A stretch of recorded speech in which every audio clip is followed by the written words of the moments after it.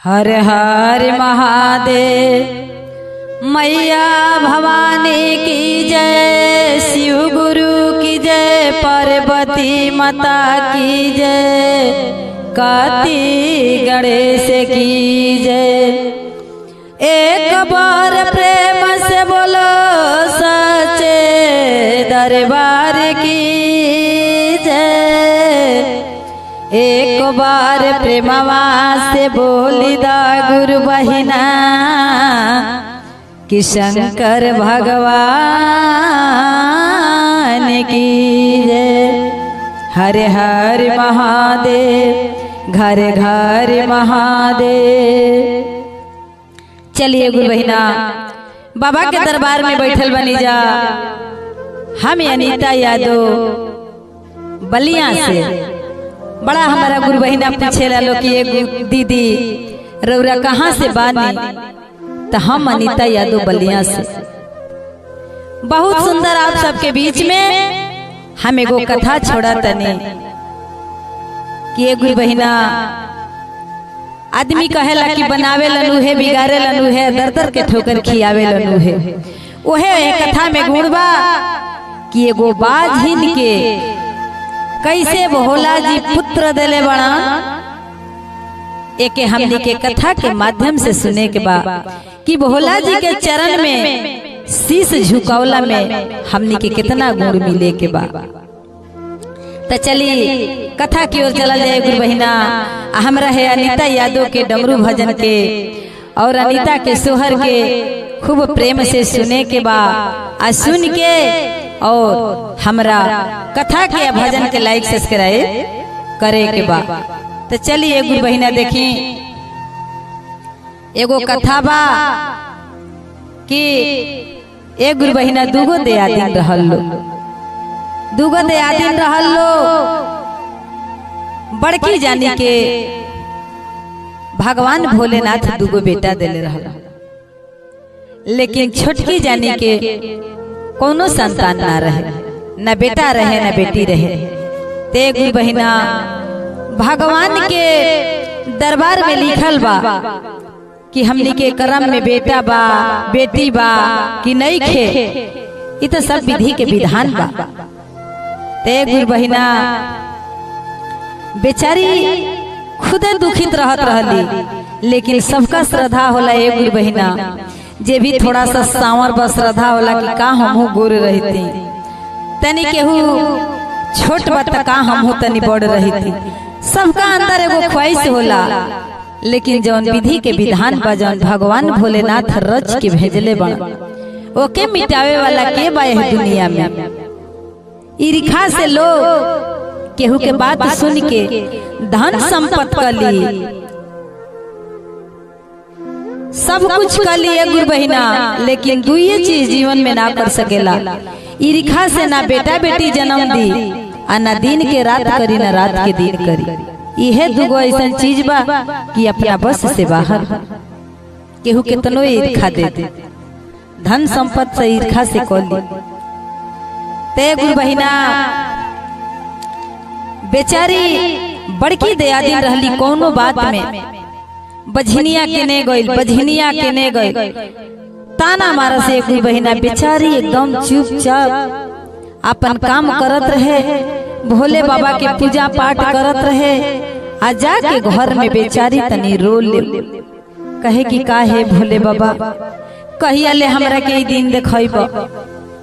देखिए गुरु बहिना जब कुछ दिन बीतल तो एक दिन छोटकी दयादिन बेचारी उठ के भोरे भोरे आंगन बोहारत रहली, झाड़ू लगावत रहली।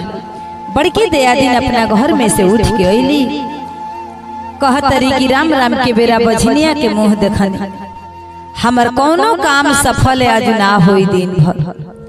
एक गुरु बहिना आदमी कहेला कि ताना एक दिन मरला, 2 दिन मरला, रोज रोज के ताना ना सहाला। आदमी एक दिन सही, 2 दिन सही, रोज रोज थोड़े सही। ते गुरु बहिना बेचारी के बड़ा अंदर दुख लागल कि बताओ इतना हम भोले बाबा के पूजा पाठ करते बानी, सब बटले बा, आ हमार बझनिया इनाम ध देले बड़ी। गाँव नगर कुछ दिन में बझनिया कहे लगी, नैहर सासुर बझनिया कहे लगी। तो जब हम बाझिन बानी ते दुनिया में हम रह के का करो। एक गुरु बहिना कहली कि जब हमार मुंह देखल पाप बा तो हमार खाना बनावल खाइलो पाप बा। हमें बेरा से कुछौ ना करो। जाके अपना घर में सूती गईली। उनकर पति जी अपना ड्यूटी से अइलन, कहलन कि उठ धनी काहे सुतल बड़ू, उठ खाना वाना ना बने। कहली कि ना, काहे आखिर में खाना ना बने, खाना ना खाइल जाई, बेखाइले रहल जाई। कहली कि हाँ, आता आखिर में काहे ना बनी खाना, खाना ना बनेबू। आता ना हम खाना ना बनाए। जब हमार झाड़ू लगावल पाप बा, हमार मुंह देखल पाप बा, हम बाजिन बने तो हमार खानो बनावल तो पाप बा। ऐसे की है बजनिया तो खानो बनाई तो जे खाई ओकरा पाप लागी, हम खाना ना बनाई। कहलन कि आखिर में का बात बा। आता उठ के भोरे भोरे झाड़ू लगावत रहनी। हाँ, बड़की जानी कहत तरी कि बजनिया के मुंह देखली हनी, दिन भर हमार सुफल ना बीती। ए गुरु बहिना बेचारा बड़ा मन दुखित करके कहलन कि ठीक बाई बात बा। आता हाँ, जब हमार मुंह देखल पाप बा तो हमार खानो बनावल पाप बा, हम कुछ ना करो। कहलन कि ऐसा बात बा कि बात सुन के बड़ा हमरा कष्ट बा। चला गंगा जी के तीरे बहुत भोला जी के भजन भाव कैले बड़ू। ओई जे हमनी के बूढ़ी धस जाइल जाई, मर बिला जाइल जाई, हमनी के बाज बाजिन के नाम बुता जाई। एक गुरु बहिना गइल लो गंगा जी के घाट पर। शंकर भगवान अपना झोरी में पूरा इतना भभूत अपन सरंगी उर्गी लेके जोगी के भेष में वही गंगा जी के तीरे गइल। कहतरी कि गुरु बहिना कहतरन शंकर भगवान कि बेटा तहन लोग काहे गंगा जी के घाट पर आके रोआ तरलो, बैठल बड़लो। ए बेरा जाके चरण पकड़ के उबाजिन जेकर नाम धराई रहे रोए लगली। कहली कि ए बाबा, आदमी कहे लगी दुनिया भगवान भोलेनाथ दुनिया के मालिक हैं, लेकिन हमरा खातिर कहाँ भूलाइल बने कि इतना दिन से भोले बाबा के हम भजन भाव करो तनी। हमरा के एगो गोद में बालक नहीं खन देले, हमार दियादिन हमार बझनिया नाम ध देले बड़ी। हम जी के का करो, हम अपन प्राण जे ले ले। कहलन कि बेटी तू घरे जा, तोहरा करम में बेटा बेटी बा, तोहरा बेटा बेटी जरूर होई, तू जा। संतोष के फल मीठा होला, जा। एक गुरु बहिना आईली पति पत्नी दोनों जना आइल लो। 2010 दिन बीतल, फिर बड़की दियादिन वैसे ही ताना मारे लागल। कॉलेज की केतनो दवाई करई बस, केतनो ओझाई करई बस, लेकिन गोद में बालक ना होई। एक गुरु बहिना वह दिन पति पत्नी दोनों जना सुन लिहल लो। बड़ा क्रोध में उनकर पति बेखाइले चल गलन मजदूरी करे। और पत्नी कहली कि हमार पति मजदूरी करे गइल बड़ा, आज उनकरा से ना बताई, आज वो अकेले जाए आ गंगा जी में डूब के आ वही जे हम मर जाए। एक गुरु बहिना आदमी कहेला कि खोजी के राम भेटाले। दुनिया में हमनी के बोली में आवाज बा, लाठी में आवाज बा, लेकिन भगवान भोलेनाथ के बोली में आवाज नहीं खे, लाठी में आवाज नहीं खे। वहाँ के तो ऐसा मारब की बुझेबे ना करे। देखिए बेचारी गईली गंगा जी के घाट पर, खूब सुंदर एगो शंकर भगवान के मंदिर रहे। सब गुरु बहिना लोग, केहू के नाती भइल बा, केहू के बेटा भइल बा, केहू के बेटा के नौकरी लागल बा, सब मनौती करेला भोले बाबा के। सब अपन नाचता गावता चर्चा करता। जाके गंगा जी के घाटे बैठल बड़ी। कहली कि ओ बड़ा सुंदर चर्चा होता, रहतनी जातनी चर्चा सुन ले, तब आई तो डूब के अब मोर। ए गुरु बहिना वैली जितने गुरु बहिना लोग नाचस लो गावस लो बजावस लो उतनी बेचारी के रोवत रोवत है आंचर भीज गई रहे, आंचर भीज गई रहे कि गरला पर पानी गिरे लगे। ए गुरु बहिना आदमी कहेला कि दुख के आंसू, दुख के वो आंसू कहाँ से आवेला पता ना चलेला। ए गुरु बहिना बेचारी रोवतरी, सब गुरु बहिना गावत लो बजावत लो, बेचारी रोवतरी आई अपन वही जब दुख सबका से कहतरी। सब गुरु बहिना जब चर्चा खत्म भइल बा त कहले बालो कि एक गुरु बहिना बड़ा तोहरा पर भारी कष्ट बा, का बात बा? कहली कि एक गुरु बहिना का कहे, हमर दियादिन के दूगो लइका बालो, हमरे के भगवान भोलेनाथ के कहू बालक नहीं खन देले। आ जब न तब हमार दियादिन बझनिया बझनिया कह दिया, कहिया ले हम ताना सही, ऐसे हम घर से निकल गनी है कि ही गंगा जी में अपना प्राण दे दी कि बाझिन के नाम बता जा। कहल लो गुरु बहिना की पागल हो, अरे जे दुनिया में जी ही है तो सब कुछ देखी, ये दुनिया है, ये कलयुग है, नीमन करबू तबो बाउर, बाउर तो बाउर बटले बा। तू एक दूसरा के ताना मरला पर अपन प्राण लेबू, गलत बात बा। चला भोला जी के दरबार में चला। भोला जी भी साधु के भेष में प्रकट भइल बड़न लड़की के भक्ति से, आ ओकरा रोला से एक बहिना रोवत रोवत लड़की पागल हो गई। भोला जी प्रकट हो गई बड़न जोगी के भेष में अपन असली रूप थोड़े दिखाई है। सब गुरु बहिना लो से कहले बड़न के बच्चा ई काहे रोवतरी, अते बाबा बड़ा दुख में बड़ी, कुछ तनी दे देते। भोले बाबा कहले बड़न के अरे जौन हो 3 घंटा के दया गिरल बा, उ दयावा में से देता जाऊ, काहे खातिर रखले बड़ू जा, वही खातिर न दया बा, दलो तनी हम झाड़ फूक दे आ दे दलो शिशिया के। जा बेटी बेरथ ना जाई बाबा के दरबार। ए गुरु बहिना बेचारी गइल बड़ी, दया लेके सब गुरु बहिना लोग देले बालो, सब गुरु बहिना लोग मिल के भोला जी से वो बेचारी खातिर दया मांगले बालो। गइल बड़ी बेचारी घरे जाके अपना आप पति जी से कहले बड़ी, कहलन कि कहाँ गई रहलू हो, अत देखी नु गई रहनी है आज, बड़ा सुंदर हमके चर्चा लागल हो, बड़ा भजन भाव भोला जी के अच्छा लागल हो सुननी है, और एगो जोगी बाबा भभूति देले बानी, आ गुरु बहिना लोग देले बालो। ए गुरु बहिना बेचारी भर देही हंसली, पति पत्नी 2-4 दिन अपन समय बितावल लो। देखियो बेचारी गर्भवती हो गई। अगर जब गर्भवती हो गईली पति पत्नी इतना खुश रहल लो कि का बतावे के गुरु बहिना। लेकिन एके महीना ज्यादा दिन नहीं, एके महीना के सब खुशी रहे। एके महीना वो खुशी आई, उनकर पति जी इतना जान गए कि हमार पत्नी गर्भवती बाड़ी, और ओकरी बाद एक गुरु बहिना यह दुनिया से चल गई, दुनिया में धरती लोक से स्वर्ग लोक में चल गई। बेचारी छपटा छपटा के रोवे लगली, कहली कि बाहर दुनिया ये कैसन दुनिया बा विधाता जी। कहे लगली कि कैसन दुनिया ये बनवला ये जगत के दाता, समझ में आवत नहीं खे। ये कैसन दुनिया बनवला हमरा समझ में आवत नहीं खे कि हम अपन प्राण ले ली कि कैसे है दुनिया में हम जी।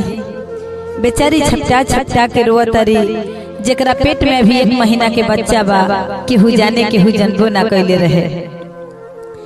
इतनी बात ये गुरु बहिना सब गुरु बहिना लोग आई लो, कहल लो कि जौन करम में बात होई, जौन करम में बात होई जायदा, चुप रहा, रोवा मत, भगवान भोलेनाथ तहर बेड़ा पार लगाई है, जाके उन्हीं के चरनिया में गिर जा, ऐसे कि दुनिया के कटला बस के नहीं खे।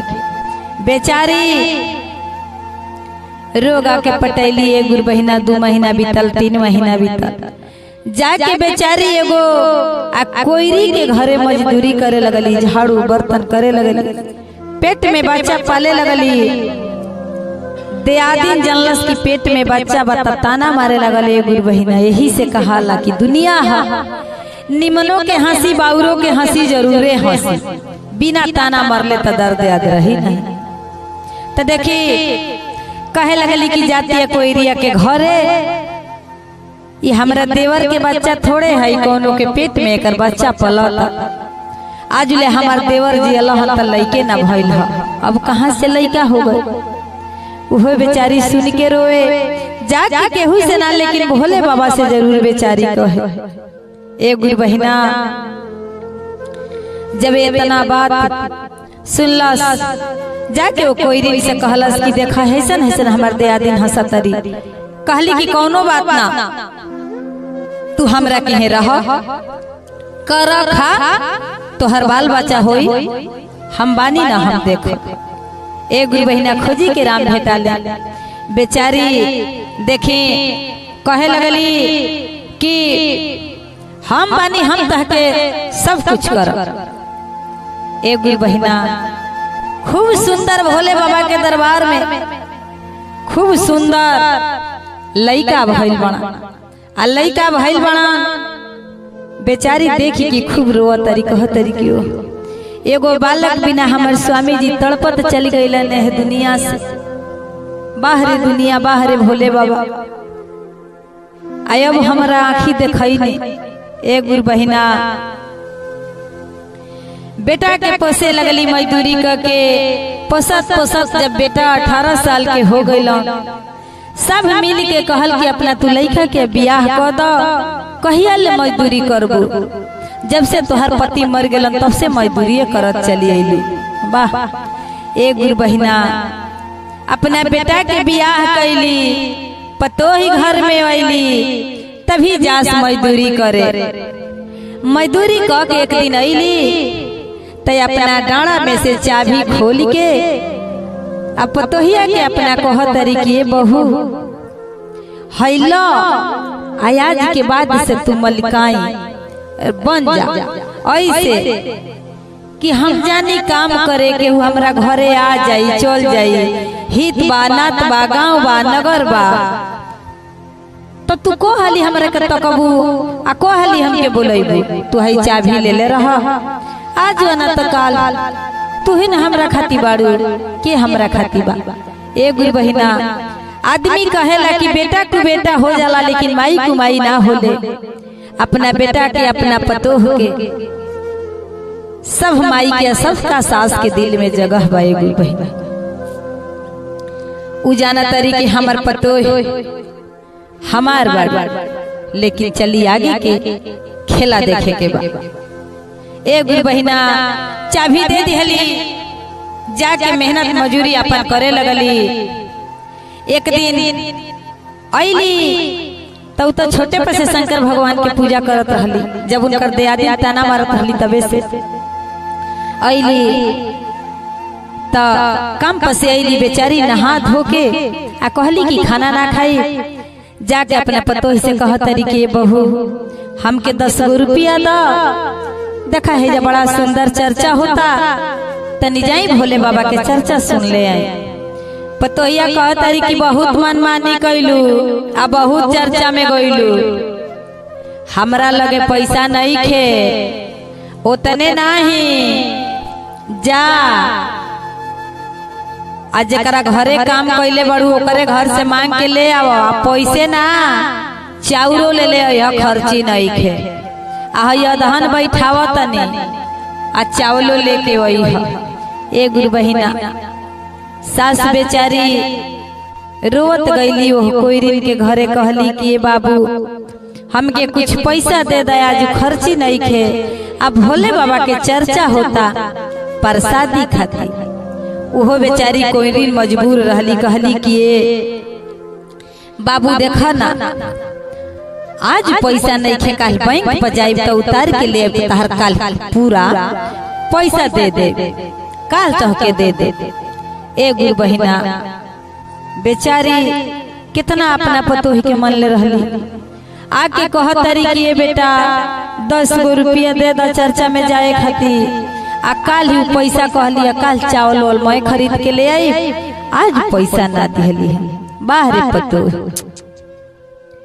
पतोहिया का काम कैले से एगो बहिना कि खौलत रहे पनिया, वो दहना खौलते पनिया आ पतीला में से उठा के सास के देह पर आ फेंक दिहली एगो बहिना जरते उ खौलत पानी वो बेचारी सास के देही पर पूरा बड़े बड़े झलका पड़ी। बेचारी रोआ तरी मने मने कह तरी कि हाय रे जमाना, इहे दिन देखे खातिर हमर बाकी रहल हल, एकरा ले त बढ़िया भले हमर ना बाल बच्चा रहे तबे हम रह। इहे बतिया सोच के एगो बहिना रोआ तरी। देखी वही बीच में उनकर लइका आ गइलन मजदूरी कके, त जब अपना लइकवा के देखली एगो बहिना तो माई घूह काढ़ी के मुहावा हेंगा तोप लिहली कि हमर लइकवा देखो मत की झलका पड़ल बा। कहतरन कि माई ए माई काहे हमरा से लजात रु कोनो बात बा? कहली कि ना ए बेटा लजात नहीं खी, ऐसे ही माता दाई निकलल बाड़ी, वही से हनिया मुहावा कोल हनिया कि जा तू नहा धोला। एगो बहिना बेचारी कहली पतोहिया कहले रहे कि बताइहा मत बेटा से न त जान से मार दे, कह दिया कि बड़की महारानी निकलल बड़ी। एगो बहिना जाके अपना औरत से पूछत रन के हो माई तो कहियो हमरा से लजाते न रहली, आज माई काहे हमरा से लजाती है, का बात बा? तनी ओहू से भेद लिहला।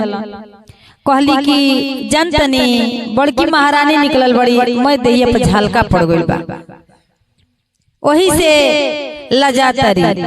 तो कहलन कि त हमरा माई के बड़की महारानी निकलल बा, आज झलका पड़ल बा, आ तू सिंदूर बिंदी कइले बड़ू।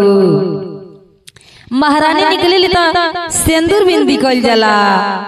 तो कहली कि हाँ आ त काहे? आ त हम सिंदूर बिंदी करब जहिया ले कि जवले गंगा जी ना होइब तहिया ले, जहिए हमनी के गंगा जी हमरा के हम सास जाइब जा नहाए तहिया ले हम करब, आ गंगा जी नहा के चली आई तहिया से हम ना करब। कहलन की बात बा? आ त हाँ वो बुढ़ियो के गंगा जी नहावा देती, अपनो गंगा जी नहा लेती, आ ना तो हम सिंदूर बिंदीर कहियो कोइल छोड़ब ना। कहला कि त देर कौना बात के बा, जा एगो बहिना चल देहली गंगा जी में अपना सास के लेके। देखे सास के लेके गंगा जी में ढुक गईली, एक डुबकी मरली, दुई डुबकी मरली, तीन डुबकी मरली। जब तीन डुबकी मारली एगो बहिना आ सास हेंगा निकल तरी तब वो झलका होता ही होते। वाह एगो बहिना वही में से पत्थर लेके गंगा जी में से आ पूरा जितना झलका पड़ रहे झलकावा के पूरा पत्थलवा से धक पतो ही रगड़ देलस बाहरे कसाई पतो। अब मैं झलकावा फूट गई एगो बहिना। शंकर भगवान पूरा खीस में एकदम देह एकदम आग बबुल्ला क के जाके प्रगट भइलन, गंगा जी से कहत रह कि ए गंगा जी अरे कैसन निर्दयी कसाई बड़ू कि तोहरा घाट पर स्नान करत में एगो हौ बूढ़ी के संगे ओकर पतो ही इतना अत्याचार करतिया, आ तू में बैठल बैठल मैं आंख से देखत हैं निमन बाउर मैं तू घोटे लू, आज कहे इतना अत्याचार करत रू। एगो बहिना खूब शंकर भगवान जब डटले बड़ा गंगा मैया सड़ दे बूढ़ महतारी के अपना गोदी में लेके बैठ गई। गोदी में लेके बैठ गईली, पतोहिया झूठो के रोती गावती घरे आई। ओकर पति पूछलन कि अरे माई कहाँ बिया? राउर माई तो पता ना कहाँ भागी गईली। भागी गईली फिर कहती कि ना ना ना ना ना ना गंगा जी में डूब के मरी गईली है। कहत रहनी कि एलिए नहा तो मनली है ना चल गईली है भीतर आ डूब के मरी गईली। वाह एगो बहिना बेटा बेचारा का जानता माई खाती कुहकल रोवल, माई के काम क्रिया ठनाइल, काम क्रिया भइल। अब बरखी के जवन सुबेरे जवन दाल चावल बनेला उहे दाल चावल एक गुरु बहिना बनो आउ बेटा या पतो दाल या चावल बांटे खाती जात रहल लोहिंगा गंगे के किनारे पड़े गांव नगर में। माई जब अपना बेटा के देखली गंगा जी में से लगली छपिटाए गंगा मैया से कहतरी कि गंगा मैया बड़ा प्रेम से बड़ा भाव से हम बेटा जन्मौनी बेटा पोसनी, एक बार हमके अपना बेटा से मिल लेवे दिए गंगा मैया। कहतरी गंगा मैया की बाह रे महतारी बाह, धन्य महतारी बाड़ू, जवन बेटा पतो ही इतना संगे तहरा अत्याचार कर दिहल गंगा जी में डुबा दिहल, ओह बेटा खाती इतना मरतर। कहली कि ये गंगा मैया बड़ा कष्ट से पोसले बानी, मेहनत मजदूरी को एक बार हमारा बेटा से मिल लेवे। एक गुरु बहिना गंगा मैया पियरी साड़ी पहना के पूरा मय गहना पहना के और बुढ़िया महतारी के भेजली, कहली कि जाए अपना बेटा से मिल आओ। जब बेटा पतो ही जाता ओने से उ बुढ़िया माता चलल बड़ी, बेटा देखले बड़ा त डेरा गोल बड़ा, कहले बड़ा क्या रे ये भाई हम सही के देखतन कि झूठो के देखतन कि सपना देखतन, ये हमार माई कहां से? पतोहिया के तल्लो ही गई, कहती है कि देखी कहत रहनी कि रउर माई कोनो के लेके भाग गइल बड़ी, देखी उहे पियरिया गहनवा इतना देले बा, लेकिन हम फिर बादवा में बतिया छिपौनी की गांव नगर का कोही कि बुढ़ापा में सास भाग गई। एक गुरु बहिना उ बेटो सोच गइलन कि सही बात बा, तबे तो हमार माई इतना गहना या साड़ी पहन लेबे। एक गुरु बहिना वही जब कटैला एगो पेड़ रहे पूरा बड़े बड़े में कांट जामल रहे, वही पर से डंटा बेटा काट के अम्माई के लेके जाके आज वो मारे के कोयले बना तले माई लवा दवा धले ले बड़ी। उ डंटावा धा के कहा तरी कि ए बेटा अरे इतना दिन तो बहू के बात ही सुनला हा, लेकिन तनी हमरो बात ही सुन। जब मारे के कोयले बना डंटावा धले ले बड़े, अब भोला जी के ओइजा गोहरावा तरी रोआ तरी कह तरी कि भोले जी के सामने मोयबतिया हुई, तब भोला जी से रोआ तरी कह तरी कि अरे पगली के भेसवा हो धई के सीसिया पुकारली, अरे सीसिया पुकारली हो आ सुनी गुरुजी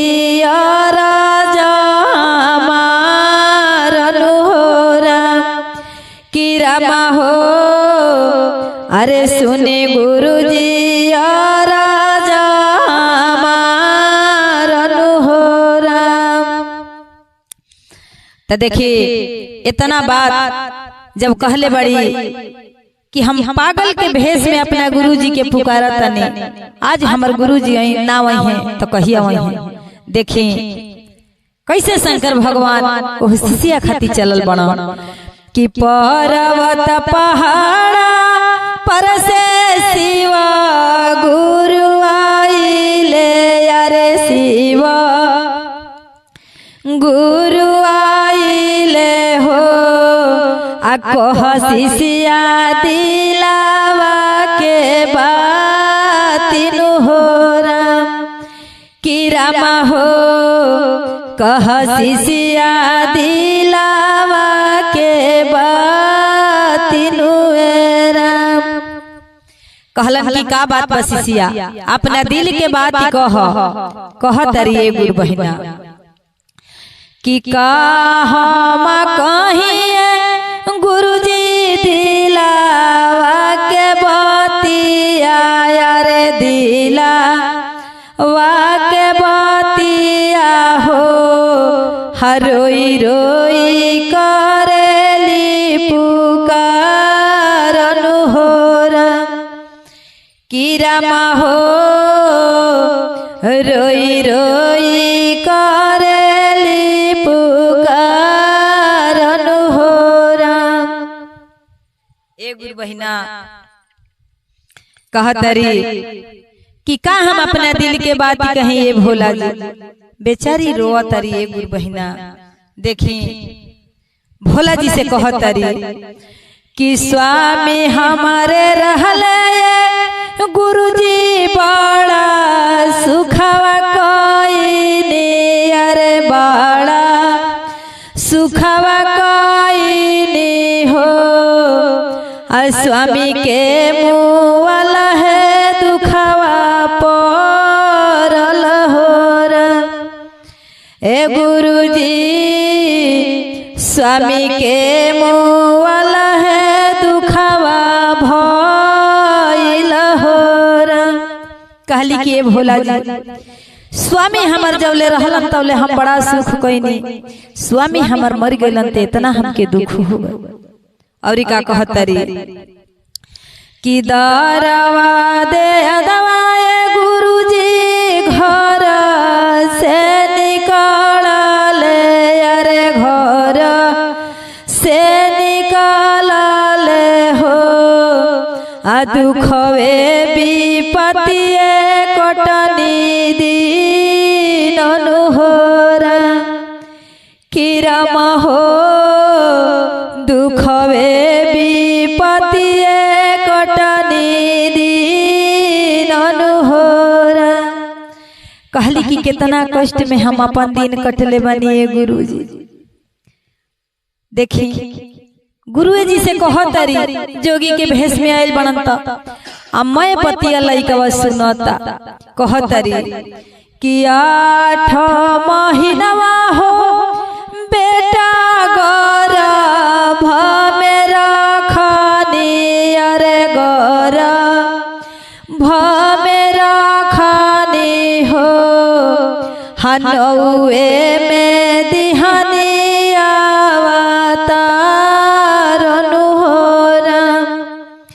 ए बेटा हो नौए में दिहानी आवतार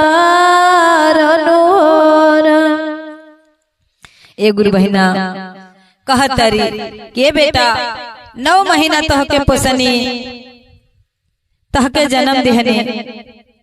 और का कहतरी ए गुरु बहिना कि दूधवा के करजा ना पूरवला हमारे बेटा पूरवला हमारे बेटा हो आया जुमर लाला बादा के मारिनु हो ए बेटा हो आज उमर लाला बादा के मारिनु हो कहतरी कि तहके केहू दुनिया में एगो बहिना केतनो पैसा कमा ली लेकिन माई के दूध के कर्जा केहू चुकावे वाला बुतावे वाला नहीं खे।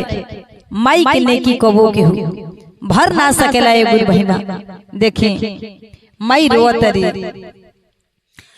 कि अरे आचरा ओढ़ा के हो बेटा दूधा वा पियावानी अरे दूधा वा पियावानी हो दूधवा के नेकी नहीं देलन हो। लास्ट में कहले बड़ी कि धीकल पनियाए बेटा अरे देहिया बहुआ जरली अरे देहिया बहुआ जरली हो अपरी गईले फोड़ा बरिया रनु हो ए बेटा हो परी गईले फोड़ा बरिया रनु हो कहतरी के बेटा जरते पानी अदहन खौलत रहे बहुआ हमरा देह पर फेंक दिहली। आज हमरो सच्चाई सुनो मैं देहिया में फोड़ा पड़ गए। और देखी कहतरी ए गुरु बहिना कि गंगवा नहलिए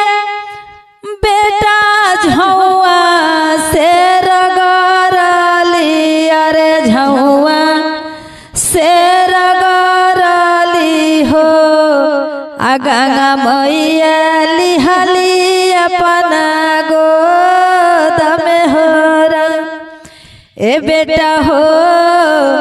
अरे गंगा मैया लिहाली अपना गोद हो कह तरीके बेटा गंगा जी में नहवावे के पतोहिया ले गईली त झावा से रगड़ दिहली मोए फोड़वा फूटी गई।